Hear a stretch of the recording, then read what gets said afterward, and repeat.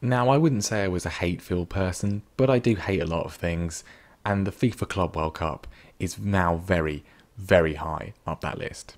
Hello there, welcome back to the, I think, proper start of Season 3 here of Chelsea Challenge. I'm not counting the Club World Cup, it doesn't count, it's a disgrace, that's what it is. And, well, today we are going to be playing Brighton & Hove Albion, our first game of the season, and we are, of course, going to be going through our transfers. We've made some moves, I think we needed to freshen up the squad. We spent quite a lot of money. You can be the judge about whether it's necessarily money well spent. I'm not 100% satisfied with it. I think it's fine. I think we should hopefully have a better chance of a league challenge this season, which we really need to do, because if we don't, then the board are going to be very, very cross with me, I think, and I may be in danger of losing the job, but we'll have to see what happens. I mean, quick check on the finances. We've got £364 million in the bank. We have spent over £200 million this summer, and yet we have this much money left. I think we need to buy a new stadium at some point. I think it's good to see. It's good to see. We need to keep it at this healthy level. I think our 2 straight Champions League runs have certainly helped. So let's look at the outs first of all. No players have been released of any real massive note, but we have got quite a lot of players on loan who are somewhat notable. Billy Gilmore has gone to Swansea. He did quite well last season at Shrewsbury in the Championship. Another season of Championship football should help his development no ends. A similar story for one of our other hot prospects. Archie Shaw has gone out on loan to the Championship this season with Rotherham United. He's already played for them. Yeah, I think I want to give him plenty of first team football because I don't want his development to sort of be stunted, so a loan is a good thing for him.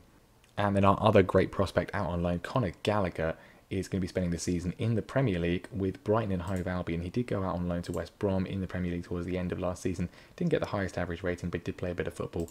He's going to be having hopefully a bit more football at Brighton, who of course we're going to be playing in this episode. They got promoted back to the Premier League by winning the Championship last season, so they'll be raring to go. And also, was it good to see, Graham Potter did not get sacked. They got relegated the year before last. Graham Potter kept his job and has got them re-promoted. I like to see that level of faith from the Brighton board. A couple of players have left on freeze to finally find a home somewhere else at the end of the Chelsea loan army circus. Mario Pasalic has gone to Saudi Arabia with Al Ittihad, and Lucas Piazon's Chelsea nightmare is finally at an end as he joins Dijon. And we're making quite a bit of a sideline in regens who aren't very good, who we've sold to other teams for a bit of cash and a hefty sell-on fee. Matt Thorne is an example of this. He's gone to Everton for, I believe, £500,000. But the thing I'm mostly interested in is the 50% of next sale that we've got in his contract. So even if he becomes really good, we'll make a big amount of money from it, and chances are he probably won't become very good and will just be released and join a lower league team, and we've got a little bit of cash for it anyway. But yeah, very potentially some good business investments in these sales. We'll have to wait and see. Even if just one of them comes off, that'll be quite good. But then into the major sales then, Danny Drinkwater is finally off the wage bill. The fact that he's only got 37 grand a week now kind of tells its own story. He's gone to Al Shabab in Saudi Arabia. Quite a lot of our players going off to Saudi Arabia. He's 31. He's just not really good enough. And to have a fun time in Saudi Arabia, Danny. Another forgotten man really at Chelsea, Charlie Masondo, once one of the highly rated prospects from the academy. A lot like someone like Gael Kakuta. But he's gone to Norwich for £6.25 million. He's had a succession of sort of failed loan spells, played for Celtic and Rangers, which is good to see, but he's gone permanently now to Norwich. Hopefully he can do something for them. They're of course still in the Premier League, so a good chance for him to show what he's made of. Speaking of Gael Kakuta, where is he? He's 30 years old now and he's at Amiens in Ligue 1, having himself a fantastic time. 6 goals last season, well done. And another player who has been out on loan who's gone permanently is Matt Miazga. He's gone to Bayer Leverkusen for £17 million. He's actually really quite good this year. I used him in another save that I'm doing, where I had him at Celtic, and he's really very solid. But we have too many centre-backs, and the fact that he is not an academy graduate kind of means we don't have much room for him. If he was an academy graduate, I would have kept him, but he's not, so he's gone. And then into the major first team names who we are saying goodbye to, and well, he spent 1 year here. I think he did quite well. He did his job, but James Tarkowski has gone to Fiorentina, which you've got to say is a pretty good move for him in Serie A. We've actually made a profit of £1 million on him, which it's just a smart business decision, isn't it? I'm a business genius. I really like him. He's one of my favourite players on FM over the last few years. He just didn't have the highest star rating, and he's kind of one of the players that a lot of the fans wanted to see the back of. We've improved in the position, so it's best for him to go and get some first team football somewhere else, although saying that, he's only a squad player.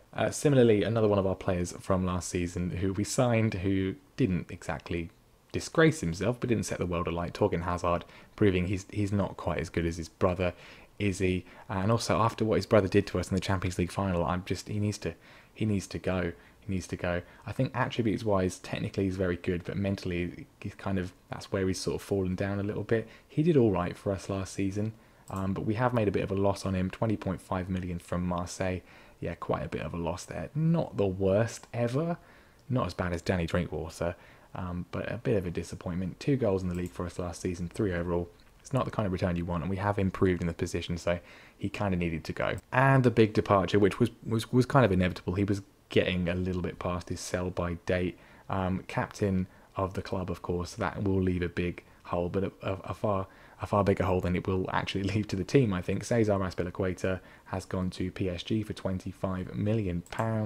Our longest serving player at the club. It's a shame because he's just missed out on a testimonial, but I think last season he kind of let us down in some key games when we needed him to be at his best. He wasn't at his best, and well, time for him to move on. So signings then, and we've signed a regen for the future. Owen Terborg has joined us from PSV Eindhoven. £7 million is a pretty hefty fee for a regen, but I think he's got a lot of good attributes here. Tackling's not as good as I thought it was, but he's only 17, so a lot of opportunity to grow. We fought off a lot of big sides for him as well. He'll be joining us in January. Hopefully he can get some football at PSV in the meantime. And another regen that we've signed is Luis Anchoveri, Luis Anchoveri, we're going to call him. Luis Anchoveri joins us from River Plate in Argentina for 3.8 million, which I think is a really good bargain for him. A lot of good attributes on there.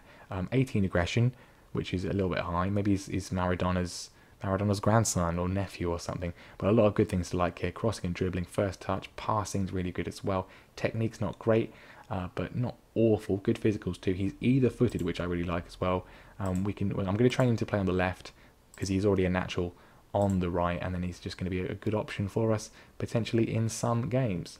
And then we get into the big money signings. A fellow Argentine joining us from Ajax, a favourite of mine from FM19. Let's see if he's going to be as good this year. Lisandro Martinez joins us. £42.5 million. That's the fee we've paid Ajax. Just a really, really solid player. He might only have 2 green attributes, but everything else is really, really, really, really solid.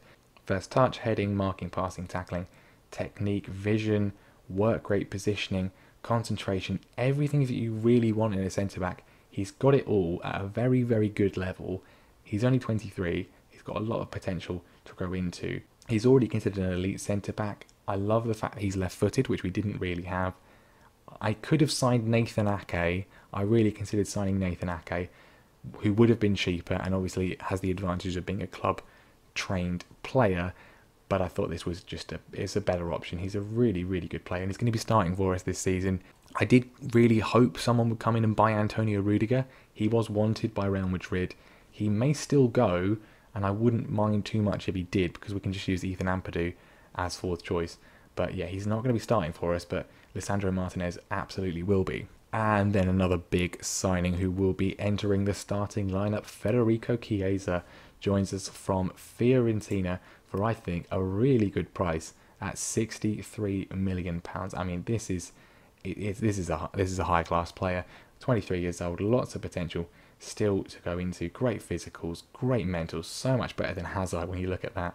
Really good dribbling as well, good finishing, good first touch. I think he's going to be an excellent addition. He's a natural right-footed winger, which is exactly what we need. If you compare him to Christian Pulisic, he's better in some ways, but they're very even, but that's fine. I don't mind having 2 really good players in each position. I think, generally speaking, he is probably better than Pulisic for now. They're both a similar age, but yes, I think he's an upgrade on Pulisic, and certainly an upgrade on Torgan Hazard. And definitely then the player that we've overpaid for the most, £66 million, could potentially rise to 72, but I don't think it actually necessarily will. It depends on appearances and things like that. But Max Aarons joins us from Norwich. We needed to replace Azpilicueta. He's very, very good as the right wing back. He can play on the left as well. He's 21 years old. He's English, which is really good. Lots of potential. Already really, really good in terms of attributes. Great physicals. Really good technicals, I think, as well for a fullback. Good determination. Yes, it's a big, big fee. Yes, we've overpaid. But I think for the quality of a young English player, you're going to have to overpay, especially if you are a top 6 club. And he's going to be competing with Reece James this season, and may even end up being better than Reece James. That remains to be seen, but I think definitely a worthwhile investment, even if it is a hefty price. And finally then, another young player. The board want us to sign young players to the first team. We've definitely done that. 22 years old, another Italian, and I think this one is going to be a very good player for us as well. Nicolo Zaniolo joins us from Roma. It's a big fee, £74 million. We definitely splashed the cash this summer after being quite frugal last year. But I think this is an absolutely fantastic player to pick up. I wanted to sign him last year in the Monaco save, but we didn't manage to get him in the end. But we got him here. Apart from his marking, which we're trying to get up to at least an 11, everything else is really, really, really good. He is the all-action midfielder that you want to have. He's most natural in attacking midfield, which obviously we don't play, but he's more than comfortable as a Mazzala. He's definitely an upgrade on Mason Mount, as much as I do love Mason Mount. Can play on the wings, can play defensive midfield, can even play as a striker. I mean, I think he's actually been really quite good as a striker, really good finishing composure. I think he could do very, very well in the system that we play. So there we are then, some pretty big investments, some pretty big outlays, and well, it'll be interesting to see how well things go. Pre-season's gone pretty well, although unfortunately Marco Asensio is going to be injured for the next 3 weeks, which is disappointing. But overall, I think we just saw our squad by ability. We've got a lot of good value in here, a lot of improved positions. I mean, if you look at our strikers, Haaland and Abraham are both considered to be 4.5-star current ability, which is really, really good. This is why I didn't get rid of Jorginho either. He is still our best player, and while we could probably cash in, the fact that all of those teams want to buy him makes me think that we don't need to get rid of him. Yes, he's 29, but he's Italian, and as we've discussed before, Italians age like a fine Italian wine. They do not become bad when they turn 30. We did have quite a few bids for some of our other players that I considered maybe selling, mostly from Manchester United. They are obsessed with us. I said about getting a restraining order against PSG. We need to get one against Man United. They bid for Emerson, they bid for Andreas Christensen, they bid for Fikayo Tomori and for Reece James. Those were all rejected. Christensen mainly because he's club trained. I don't want to lose him for that reason. And Emerson, I did consider selling Emerson. I think we theoretically could upgrade on him, but I think attributes-wise he's really, really good. There isn't really anyone really better massively available, so I think we're definitely going to keep him at least for this year. So what do you think of the signings then? Let me know in the comments below. Hopefully you think they're good. I don't think they're particularly bad. It's just a question of whether we did anything else. But we spent a lot of money, and while we do have a lot of money in the bank, I don't want to spend that much. We will need to build a new stadium at some point, and I'd like to keep some money around for that. In fact, do we ask? I'm not going to ask yet. That's not the kind of thing you want to ask. We want to wait until the board are actually ready for it. A lot of the other top 6 sides did spend quite a lot of money. Liverpool signed Kai Havertz for £89 million. Man United didn't really spend all that much. City went a bit mad though. They've spent £341 million, clearly feeling the effects of not winning the league last season. Harry Kane, Vinicius Jr., Florentino Luis, Sergio Reguilon. I mean, they've done quite well for themselves there, and it certainly looks like money well spent for them. I mean, just a hat-trick from Vinicius Jr. on his debut, and a goal from Harry Kane as well, and they've still got Sergio Aguero as well. Not sure how they're going to keep all of them happy, but certainly a terrifying prospect. Right then, newly promoted Brighton and Hove Albion, re-promoted Brighton and Hove Albion, I should say, at the Amex on the opening day of the season. I'm not really sure which system to use. I mean, we've got some tricky games coming up. I think we are going to attack them. That could prove a bit suicidal, but we're going to try it. They're a newly promoted side. We're going to have a go. Marco Asensio obviously is going to be missing out, but we've got Callum Hudson-Odoi just to bring in place of him. And then we are looking good. We're ready to go. Going to be doing a lot of rotation this season, I think. I've kind of We should have done a bit more of it last year, but we definitely will this time. Kepa, of course, is going to be in goal. Emerson is at left back. James is at right back. Martinez and Tomori will be starting in the centre of defence. Jorginho, of course, in defensive midfield with Kante, and Nicolo Zaniolo comes in to the Mazzala role. Hudson-Odoi on the left. Chiesa is going to be starting on the right-hand side with Tammy Abraham, obviously. Who else? Up front. Brighton with quite a similar team to the one that went down from the Premier League, actually. They've still got Andoni, Trossard, McAllister, Gross, Proper, Bernardo. The bench is quite similar as well, so not many new signings, but a lot of these players have been in the Premier League before. They know what to expect, but then so do we. If we can't win against Brighton, then we're going to not have particularly a good season, I would think. And while Brighton coming forwards with purpose early on, Haraslin has had a couple of chances. That one wasn't particularly good, but Brighton certainly coming at us early stages. And we've not really seen much of anything from either side, but certainly not from us. Finally, we get ourselves a bit of a highlight. Reece James being forced back, though, for some high pressing from Trossard. The ball bounces all over the place. Chiesa's on it there. Can we work ourselves a bit of an opening from this? Reece James plays it forwards looking for someone, but it goes straight back to Brighton. And Haraslin, who is one of Brighton's newest players, has been lively so far, but he's lost out in that occasion. It's gone to Chiesa, and you really wish it hadn't. And we're dominating in terms of possession, but we just haven't really done much with it at all. Corners come in, and Kante with a shot that's just gone straight out. That was weird. We've got a corner straight away. Another corner from that one, I think. James puts it in. It's punted down the field by Lewis Duncan. McAllister's on it. Can he get some support? He's been flattened, and it's not in the box. It's definitely a free kick. Pascal Gross to take the free kick, and where's it going to end up? Proper's got it. Martinez wins it back, though. Great tackle from the Argentine.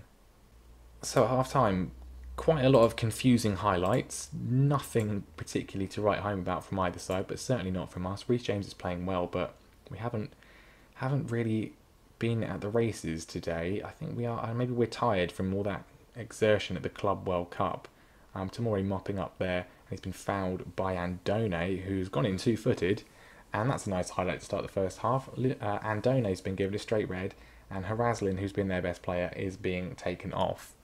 Right, we need to go for it a bit more. I was thinking of switching up the system, but, I mean, I'm not going to do that at the moment, as it isn't necessarily the most attacking, but 60 minutes coming up, and we haven't got anything to show for our man advantage. Right, Kante's not having a very good game. Neither is Hudson-Odoi. I'm going to take Kante off and bring on Kovacic. We could bring on Mason Mount for Hudson-Odoi. I'm going to leave that for now. Can we just do something, please? This feels like it's going to be potentially some sort of defeat here. Ball over the top to Kumane, and Kepa makes the save. We don't get any sort of counter attack going there. We haven't done anything. Change is definitely needed. Callum Hudson-Odoi has been pretty ineffectual. He can come off for Christian Pulisic. Chiesa's a bit nervous, but he's going to stay out there. I mean, do we go? I don't want to go attacking. I think that doesn't normally work. We're going to switch the system up for the last 10 minutes. Maybe this will work some sort of opening. Reece James on the right-hand side has found Christian Pulisic, and immediately, probably nothing to do with the tactical switch, but there we go. He's found him from a throw. Did he get it straight from the throw? He got a give and go with Jorginho, pings the ball in. Pulisic beats two players despite being a good head shorter than both of them, and we've got the lead. Probably nothing to do with the tactical switch, but I don't really care. One final change to make. We'll bring on Erling Haaland for Tammy Abraham. It took him a little while to get started last season, Tammy. Maybe it looks like it might be the case again, although I mean we've only had one game, so I can't really base it on that. But that is, I think, going to be time. It is. It's a very unconvincing 1-0 win against newly promoted Brighton and Hove Albion, but at least at the end of the day, it is a win. Some good performances out there from some players, not least, of course, Reece James, and Lisandro Martinez playing very well as well on his full debut. We get the win, we get the 3 points, and at the end of the day, that's all that really matters. That is all that really matters. So there we go. We start the league campaign with an unconvincing win, but a win nevertheless. Next time we will be back for probably some Champions League, either the first game or the second game. Depends how far I want to go. So either the second game with Leicester or the first game with Arsenal. Depends what we get in the group, I think, but the Premier League has got to be our focus. We want to win the Champions League again, of course, but we've got to try and have a real go at winning the Premier League this season. We've got to mount a serious title challenge, or I do think, as said earlier, my job will be in danger. But that is for next time. Thank you very much for watching. Leave a like if you enjoyed the video. Let me know what you think of the transfers, and make sure you subscribe to the channel so you don't miss the rest of the season. This may well be our last season. We'll have to wait and see. There is another save that I would like to start, and I don't really see much point in doing 2 saves at once when I'm only doing 1 video every 2 days anyway. So, well, yeah, we'll see. Let me know if you want this to continue, even if it's just a once a week thing after this season. Who knows? But thank you very much for watching, and I'll see you next time.